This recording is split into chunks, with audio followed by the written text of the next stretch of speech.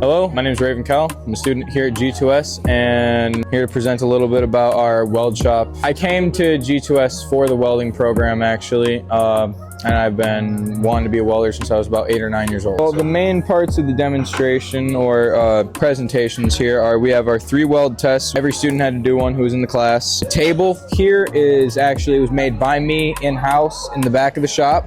It was made at the beginning of this trimester, and then the small table over here was also made by me in-house.